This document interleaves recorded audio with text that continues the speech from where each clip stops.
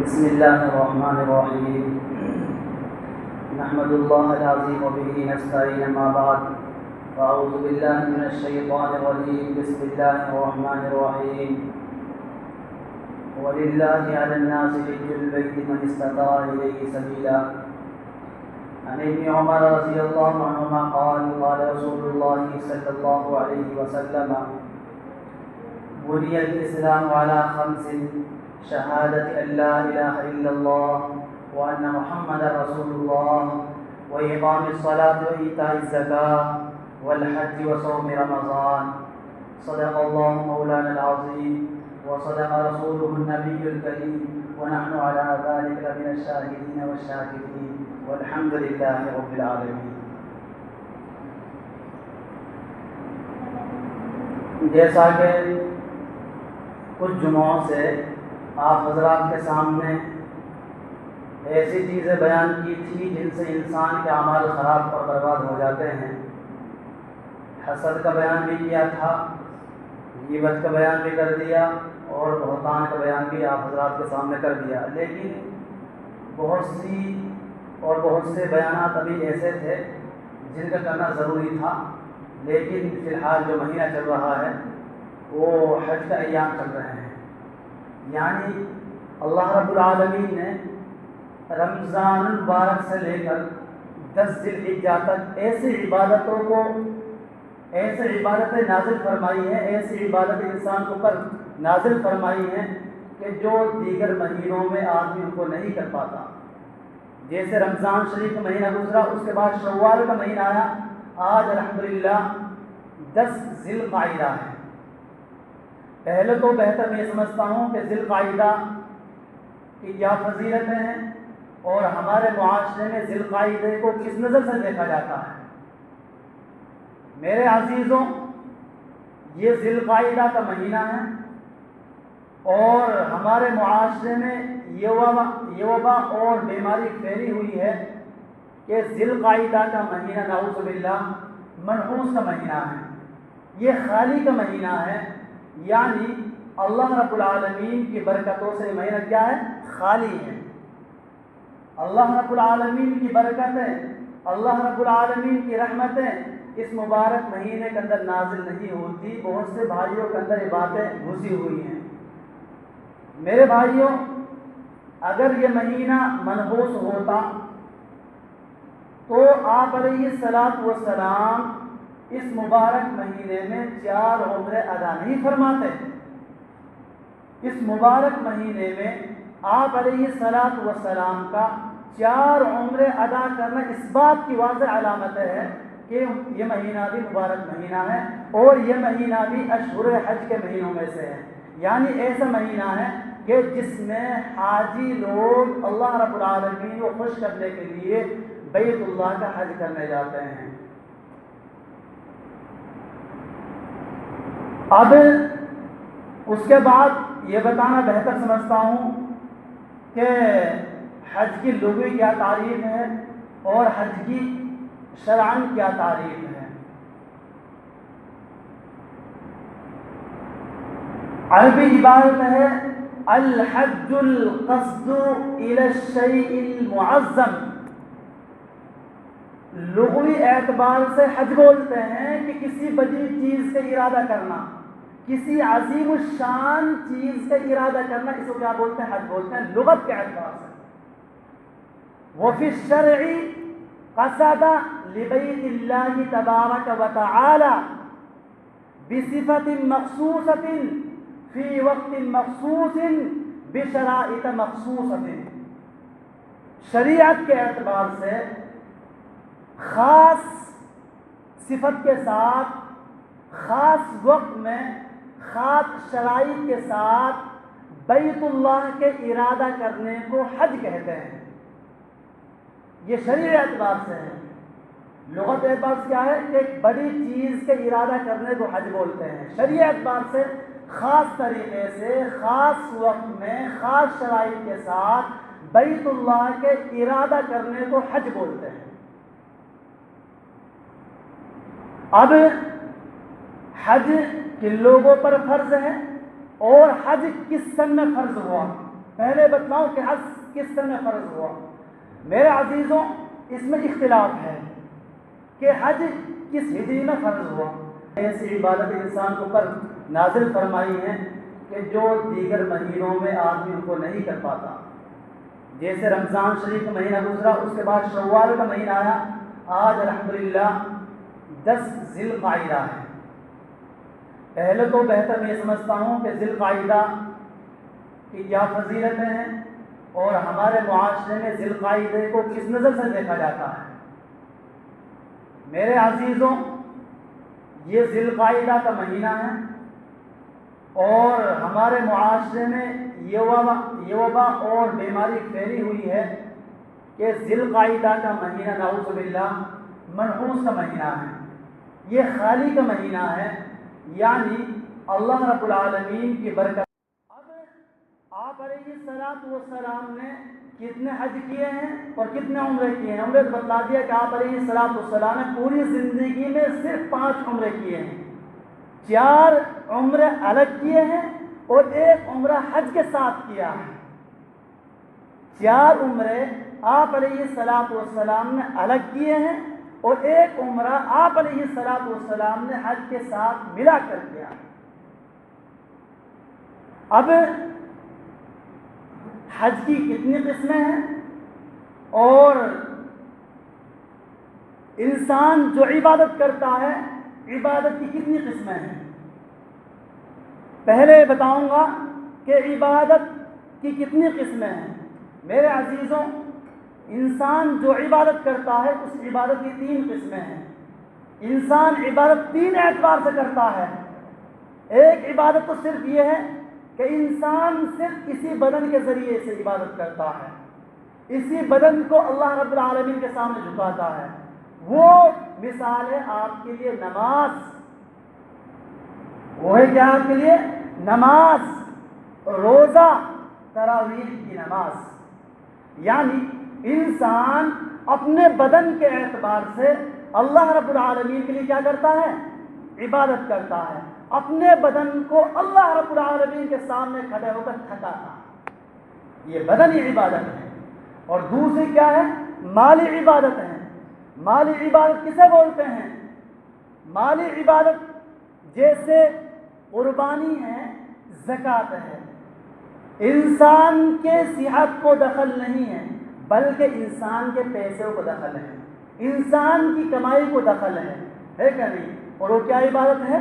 وہ جو ہے مالی عبادت ہے، جسے آپ حضرات زکوٰۃ نکالتے ہیں اور جسے آپ اللہ رب العالمین کے راہ میں جو عید الاضحیٰ کے بعد جو دن شروع ہوتے ہیں ان میں اللہ کے نام پر جو کیا کرتے ہیں؟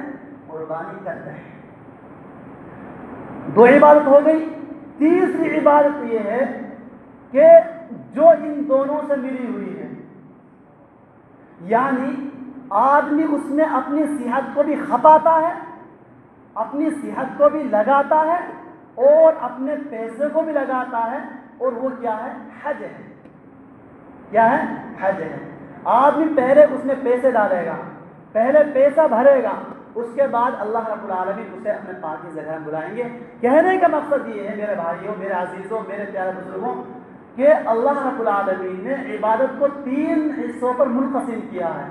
3 طرح سے آدمی عبادت کر سکتا ہے، مال کے اعتبار سے، بدن کے اعتبار سے، مال اور صحت دونوں اعتبار سے۔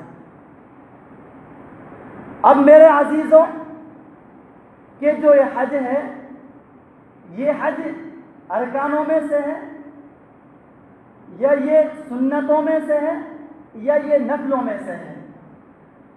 حضرت ابن عمر رضی اللہ عنہ فرماتے ہیں کہ آپ علیہ السلام نے ارشاد فرمایا، اللہ رب العالمین نے اسلام کی بنیاد، اسلام کو جو بانٹا ہے، اسلام کو جو تقسیم کیا ہے، اسے 5 حصوں پر تقسیم کیا ہے۔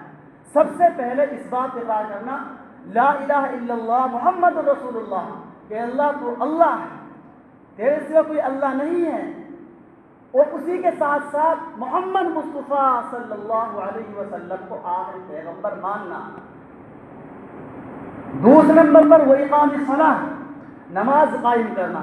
30 نمبر پر وہ ایتاء الزکاۃ، اللہ کی راہ میں جو مال دیا ہے اللہ نے اس میں سے زکوٰۃ نکالنا۔ वसौम रमज़ान, चौथे नंबर पर क्या है? रमज़ान शरीफ के रोज़े रखना। और 5 नंबर पर जिसका आता है वल हज, वो क्या है? अल्लाह रब्बुल आलमीन के लिए हज करना है। दरअसल मेरे अजीज़ों, वो हज ही के मुताल्लिक़ बयान करना है।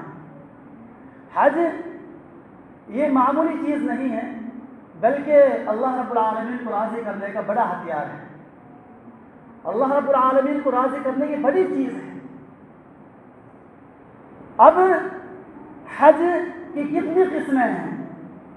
हाजी लोग जो हज करने जाते हैं उसकी कितनी किस्में हैं? वो ये बताते हैं, बेहतर समझता हूँ। मेरे अजीज़ों, हज की टोटल 3 किस्में हैं। हज की टोटल 3 किस्में हैं, यानी जो भी हज करेगा वो 3 ही एतबार से हज करेगा, उसके अलावा 4थी किस्म दाखिल नहीं कर सकता। पहली किस्म क्या है? हज इफराद। दूसरा क्या है? हज तमत्तु। तीसरा क्या है? हज क़िरान। यह हर किसी को मालूम नहीं होता। हज इफराद, हज क़िरान, हज तमत्तु। हज इफराद किसे बोलते हैं? हज इफराद इसे बोलते हैं कि आदमी खालिस हज की नियत करे और खालिस हज ही करे, उम्रा ना करे। इसको बोलते हैं क्या? हज इफराद। यानी खालिस जो नियत करेगा वो हज की नियत करेगा और उम्रा नहीं करेगा, इसे बोलते हैं क्या? हज इफराद। हज तमत्तु, हज तमत्तु ये बोलते हैं कि हाजी लोग एहराम बांध के चलेंगे। जैसे हमारे दिल्ली एयरपोर्ट है, अब पहले से यहाँ से जो है हाजी लोग एहराम बांध देते हैं, तो वहीं से एहराम बांधेंगे। किसके एहराम बांधेंगे? एहराम जो बांधेंगे वो बांधेंगे उम्रे का। किसका बांधेंगे? उम्रे का। जब हाजी लोग उम्रा कर लेते हैं या हज का बांधते हैं, एहराम हज कर लेते हैं, तो उस हज के साथ उम्रा मिलाने के लिए एक क्या करते हैं? या तो उम्रा करते हैं या हज करते हैं। इसे क्या बोलते हैं? हज तमत्तु। तमत्तु बोलते हैं एक चीज़ के साथ दूसरी चीज़ भी हासिल करना, एक चीज़ के साथ दूसरा फ़ायदा भी हासिल करना, यानी उम्रे के साथ हमने हज भी अदा कर लिया, इसे बोलते हैं हज तमत्तु। एक होता है हज क़िरान। हज क़िरान के माना आता है मिलाना, यानी जो आदमी जब दिल्ली एयरपोर्ट से एहराम बांधेगा उसी वक्त से दोनों चीज़ों की नियत करेगा। उसी वक्त से दोनों चीज़ों की नियत करेगा, हज की नियत करेगा और उम्रे की नियत करेगा। लेकिन अब करना कैसा है? वो करना इस तरह है, जब आदमी वहाँ जाएगा पहले उम्रा करेगा। क्या करेगा भाई? उम्रा करेगा। उम्रा करने के बाद वहाँ दौड़ेगा, वहाँ तवाफ करेगा, वहाँ जो है हलक करेगा, उसके बाद क्या कर देगा? एहराम खोल देगा। क्या कर देगा? एहराम खोल देगा। लेकिन जैसे ही 8 ज़िल्हिज्जा आएगा उसके बाद जो है हाजी एहराम बांध लेगा और अपने जो है हज के अरकान पूरा करेगा। इसे क्या बोलते हैं भाइयों? हज क़िरान। यानी हमने 2 चीज़ों को साथ मिला लिया।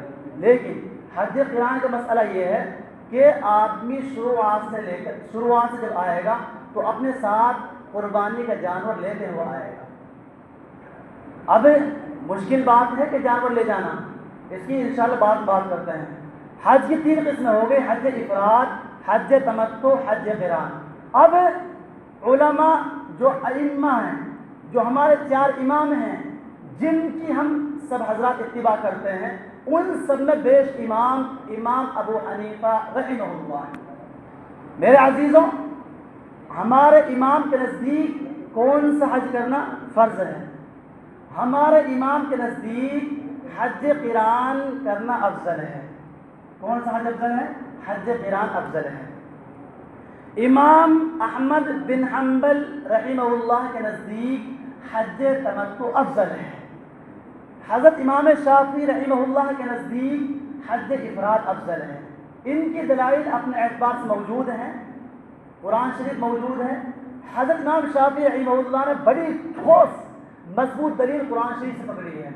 वलिल्लाहि अलन्नास हिज्जुल बैति मन इस्तताअ इलैहि सबीला। हज़रत इमाम शाफ़ी फरमा रहे हैं कि अल्लाह रब्बुल आलमीन ने जिस तरह हज फ़र्ज़ किया है, इसी तरीके से उम्रा भी फ़र्ज़ किया है। उनकी दलील कुरान शरीफ है। लेकिन ہمارے امام ابو حنیفہ کے نزدیک وہ احادیث مبارکہ ہے۔ آپ علیہ الصلوۃ والسلام نے فرمایا بھائی کہ جس آدمی نے عمرہ کر لیا ہے وہ حج کر لے، کہ جس نے حج کر لیا وہ عمرہ کر لیں، یہ ہماری دلیل ہے۔ اور امام احمد بن حنبل رحمہ اللہ کی دلیل یہ ہے کہ آپ علیہ الصلوۃ والسلام نے ارشاد فرمایا تھا بھائی اگر میں زندہ رہا، اگر میں آئندہ سال زندہ رہا تو میں حج تمتع کروں گا۔ تو امام احمد بن حنبل رحمہ اللہ نے ان دلیل کو پکڑا، یعنی اگر آپ علیہ الصلوۃ والسلام حیات رہتے، زندہ رہتے تو حج تمتع کرتے، تو حضرت امام احمد بن حنبل رحمہ اللہ کے ماننے والے شاگردوں نے اس دلیل کو پکڑا۔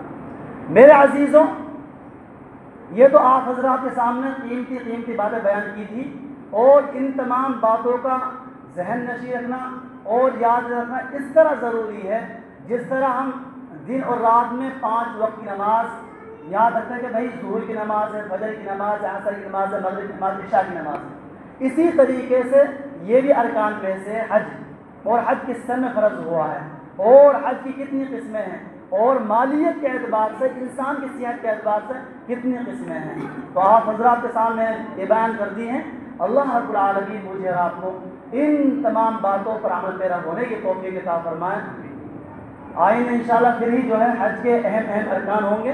اللہ رب العالمین صحیح معنی میں عمل کرنے کی توفیق عطا فرمائیں۔ اس لیے آپ سے درخواست کی جاتی ہے کہ وقت سے پہلے آ جائیں تاکہ حج کی قیمتی باتیں آپ حضرات سن لیں اور ان پر عمل پیرا ہو جائے۔ اللہ رب العالمین